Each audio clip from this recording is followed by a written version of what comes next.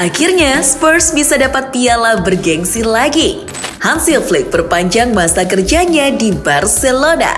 Jordi Amat segera merumput kembali di Spanyol. Jarom kucurkan dana besar untuk kebutuhan transfer Fabregas. Uruguay undang Indonesia adakan laga uji coba.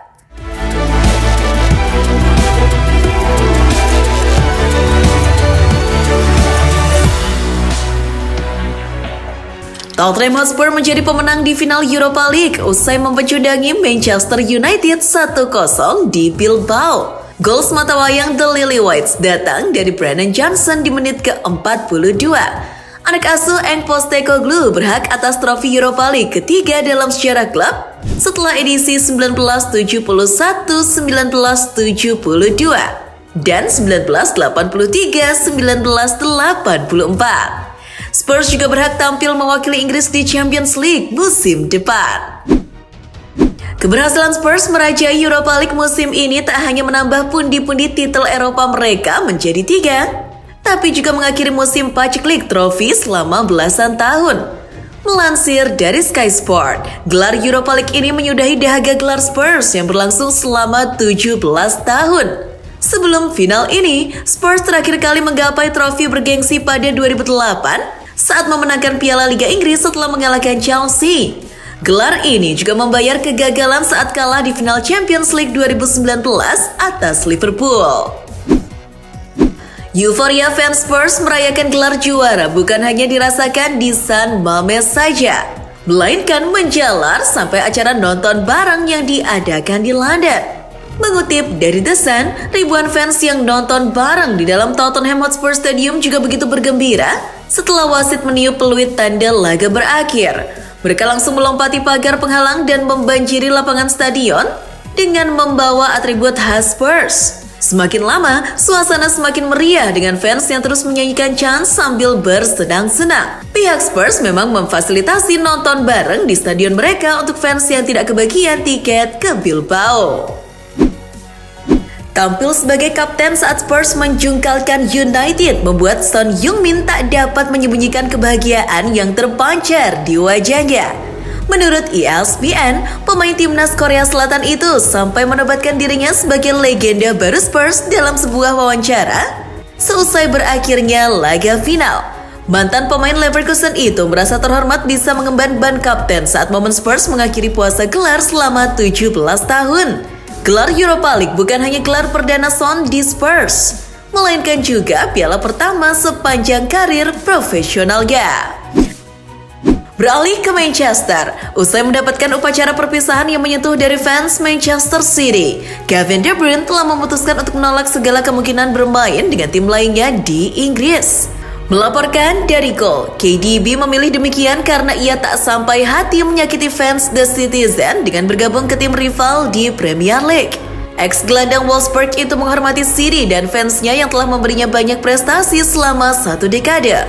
Dengan keputusan ini, peluang bintang Belgia 33 tahun itu untuk berkarir di luar Inggris semakin terbuka lebar. Sementara itu, UEFA telah mengumumkan aturan baru yang menyebutkan bahwa negara tuan rumah Euro 2028 tidak akan lolos langsung sehingga tetap harus melewati jalur kualifikasi. Mengabarkan dari Sport People, aturan ini disampaikan UEFA selang beberapa jam sebelum final Europa League. Itu artinya tim nasional Inggris, Skotlandia, Wales, dan Republik Irlandia berpotensi tidak dapat berpartisipasi jika gagal lolos kualifikasi sekalipun menjadi tuan rumah edisi 2028. UEFA mengeluarkan aturan ini agar negara tuan rumah juga merasakan persaingan yang kompetitif dengan negara lain demi memperebutkan jatah lolos putaran final.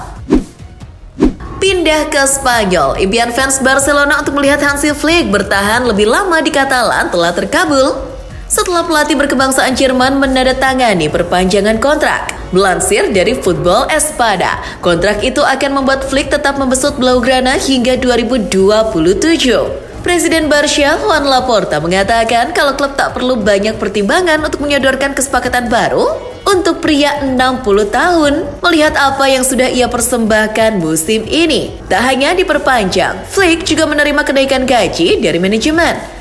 Selain Flick, Barca juga memperpanjang masa kerja dari 3 orang asisten Flick.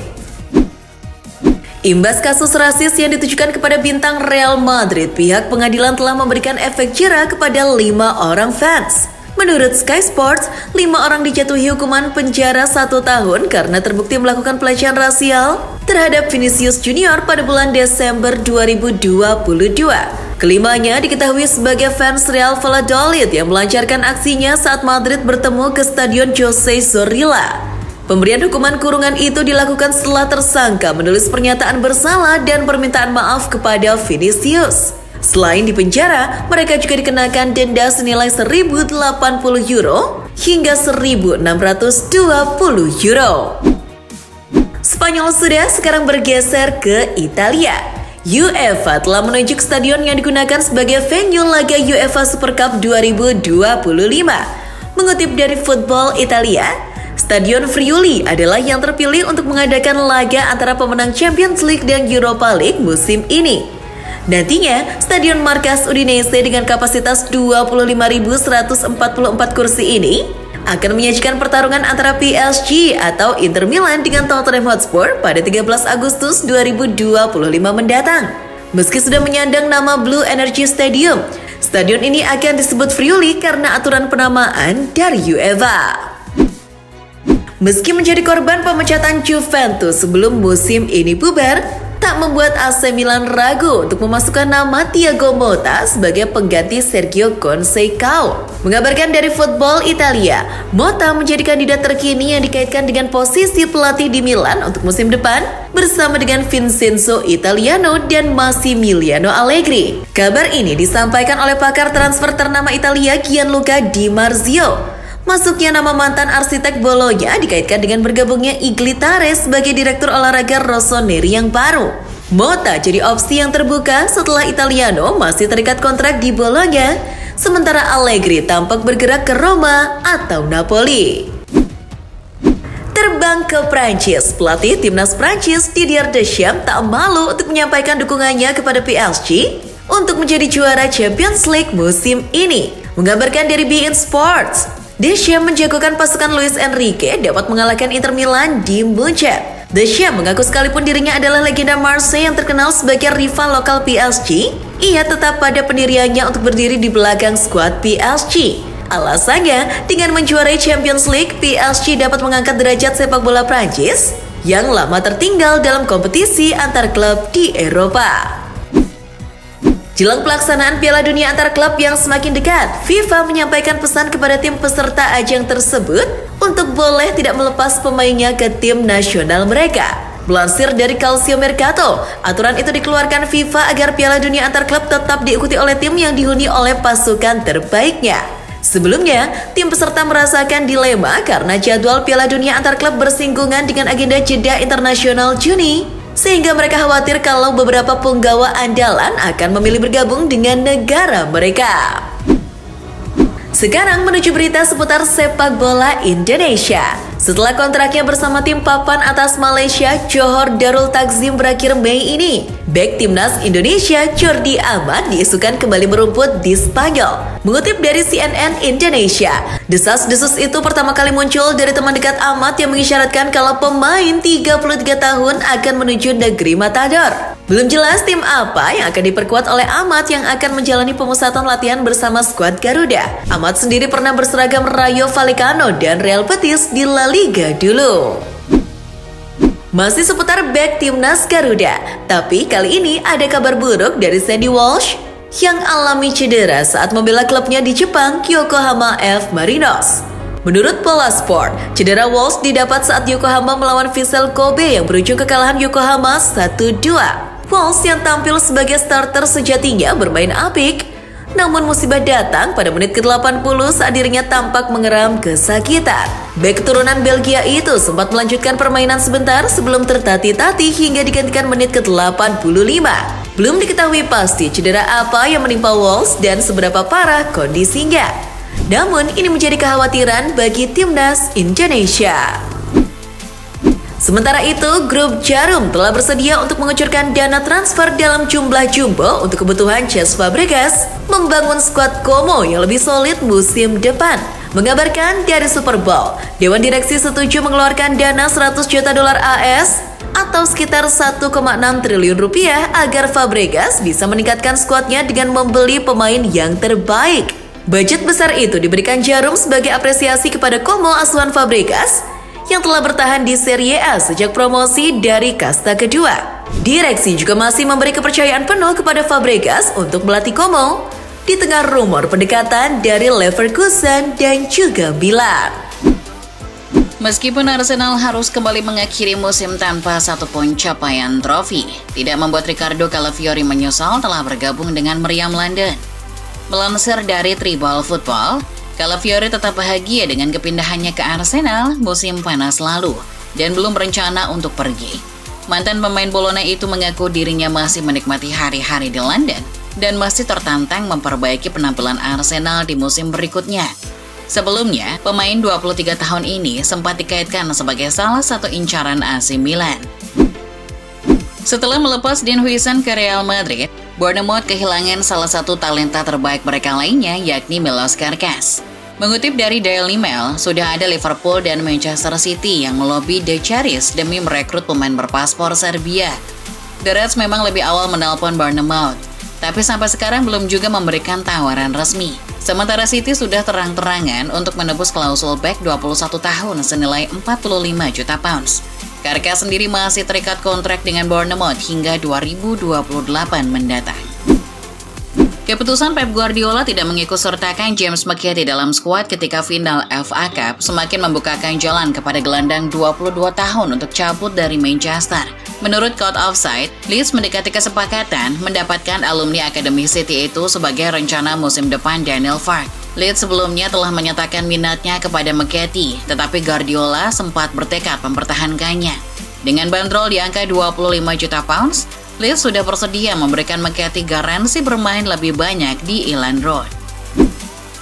Setelah dipecat dari jabatannya sebagai manajer perlengkapan Arsenal karena menyuarakan pesan-pesan anti-Israel, Mark Bonick kini memberanikan diri mengajukan gugatan kepada The Gunners. Mengabarkan dari Daily Express, Bonick ini menggugat mantan klubnya atas pemecatan yang tidak adil akibat kumpulan unggahan yang merujuk pada invasi Israel di Gaza. Bonick yang kini telah mendapat pekerjaan lain di luar sepak bola merasa tak takut dengan tindakannya itu. Baginya ia sudah bertindak yang benar dengan menyuarakan pembelaan kepada rakyat Palestina. Terbang ke Spanyol, Real Madrid tampaknya belum berhenti untuk mendekati pemain muda setelah Dean Huijsen dan Alvaro Carreras. Kini Al Real terpikat dengan darah muda asal Swedia, Hugo Larsson. Melaporkan dari Football Espana, Madrid telah mengirim tim pencari bakat untuk menonton beberapa pertandingan Eintracht Frankfurt guna mengamati Larsson. Dikabarkan petinggi Madrid semakin terpikat dengan pemain 20 tahun yang musim ini sudah bermain 47 kali dan mencetak 6 gol. Larsson yang punya market value di angka 40 juta euro menjadi opsi gelandang baru Madrid setelah Angelo Stiller dari Stuttgart dan Ezequiel Palacios dari Bayer Leverkusen. Sementara itu, Barcelona menghadapi minat dari Inter Milan yang menginginkan Fermin Lopez sebagai pengganti yang sepadan Henrik Mkhitaryan. Melaporkan dari Goal, Inter dilaporkan akan menyiapkan tawaran 60 juta euro untuk menjadikan gelandang 22 tahun sebagai pengganti jangka panjang Mkhitaryan yang sudah berusia 36 tahun. Finalis Liga Champions Eropa 2025 itu ingin menyegarkan lini tengah mereka dan Fermin cocok dengan kriteria Ibischioni. Gelandang muda asal Spanyol itu dinilai sebagai prospek besar yang dapat menambah kedalaman sekaligus kualitas lini tengah Inter. Menanggapi rumor yang berkembang tentang ketertarikan AS Roma untuk menjadikan Jurgen Klopp sebagai pelatih baru, agen pria Jerman langsung membantahnya. Mengutip dari Mirror, pihak terdekat Klopp membantah klaim bahwa mantan manajer Borussia Dortmund akan mengambil peran manajerial pertamanya sejak meninggalkan Liverpool dengan bergabung ke Roma. Mereka juga mengatakan kalau isu tersebut tidak benar adanya. Klopp sendiri mengatakan kalau ia butuh istirahat dari kepelatihan setelah hampir 1 dekade menjalankan peran yang penuh tekanan. Saat ini ia masih menikmati tugas baru di Red Bull.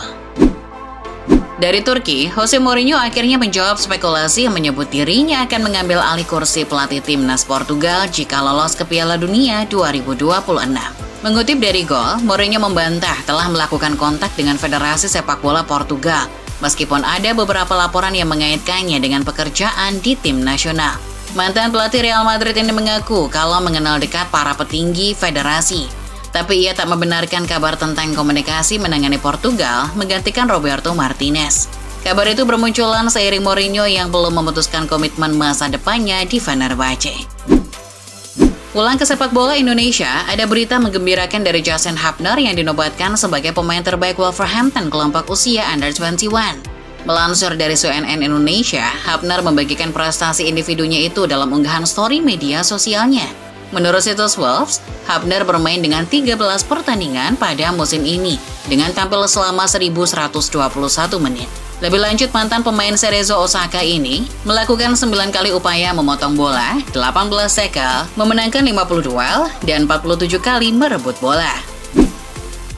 Sementara itu, Menteri Pemuda dan Olahraga Dito Aryo Tejo menyampaikan kalau Kemenpora telah menerima ajakan mengadakan uji coba antara Timnas Indonesia dengan Uruguay. Mengutip dari Okezone, undangan uji coba itu disampaikan oleh Duta Besar Uruguay untuk Indonesia saat mengadakan pertemuan di kantor Kemenpora pada 19 Mei lalu. Uji coba itu rencananya digelar demi merayakan 60 tahun hubungan bilateral yang terjalin erat antara Indonesia dan Uruguay pada 2026 mendatang.